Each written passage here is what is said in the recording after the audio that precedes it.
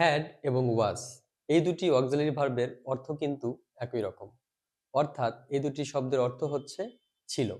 অতীত নির্দেশক এই দুটি শব্দের অর্থ বোঝায় অতীতে কি ছিল। কিন্তু ব্যবহারের দিক থেকে আমরা দেখে থাকি যে এই দুটি শব্দের পার্থক্য অনেক। তাহলে what's the differences between had এবং ওয়াজ? আমরা এখন এই ভিডিওতে ক্লিয়ার হব যে হ্যাড আমরা কোথায় ব্যবহার করব এবং ওয়াজ আমরা কোথায় ব্যবহার করব। ওকে, লেটস সি। হ্যাড আমরা তখনই ব্যবহার করব, অর্থাৎ আমার কি ছিল। অর্থাৎ আমার কি ছিল, এক্ষেত্রে হচ্ছে আমি হ্যাড ইউজ করব। For example, I had a car, আমার একটি গাড়ি ছিল। আই হ্যাড এ কাউ, আমার একটি গরু ছিল। অর্থাৎ আমার কি ছিল, সেক্ষেত্রে আমরা ব্যবহার করব হ্যাড। আর ওয়াজ হচ্ছে আমরা তখনই ব্যবহার করব আমি কি ছিলাম, অর্থাৎ আপনি কি ছিলেন, সেক্ষেত্রে হচ্ছে আপনার যে পরিচয় বহন করছে, সেক্ষেত্রে আমরা ব্যবহার করব ওয়াজ।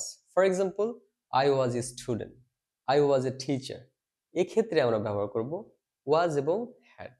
I hope you are clear now যে আমরা কোথায় ওয়াজ ব্যবহার করব, আমরা কোথায় হ্যাড ব্যবহার করব। Thank you for watching.